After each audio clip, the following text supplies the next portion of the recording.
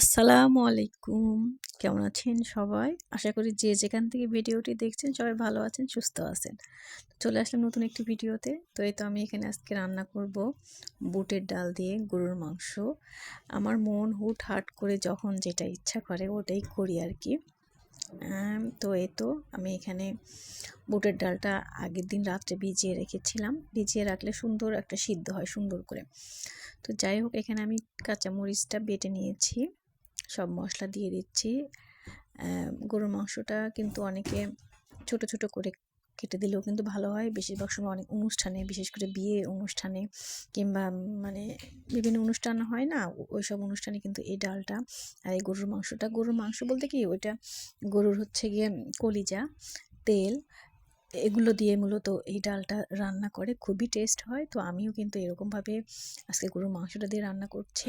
তো মাংসটা আমি বড় আকারই রেখেছি, বড় সাইজে আমি একা, তো এই জন্য আমি কম কম রান্না করি, আপনারা কিছু মনে করবেন না।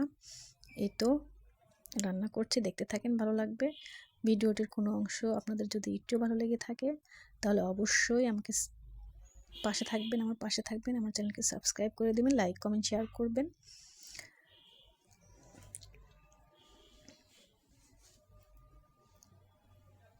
আমাকে সাপোর্ট করে যাবেন আপুরা, ভাইয়ারা,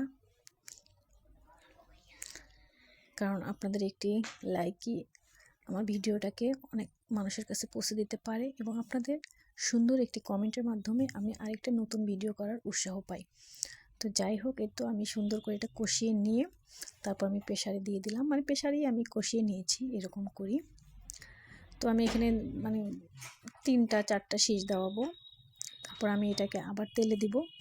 সে তেলটা, যে পেঁয়াজটা আমি এখানে একটু জিরে দিয়ে দিয়েছি, জিরার ফোড়ন এরকম ভালোই লাগে, জিরাটা যখন দাঁতের নিচে পড়ে অনেক টেস্ট লাগে কিন্তু। তো এই যে হয়ে গেছে ফাইনাল,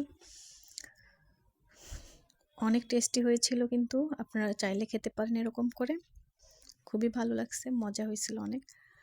তো ভালো থাকবেন সবাই, আজকে এ পর্যন্ত, আল্লাহ হাফেজ, আসসালামু আলাইকুম।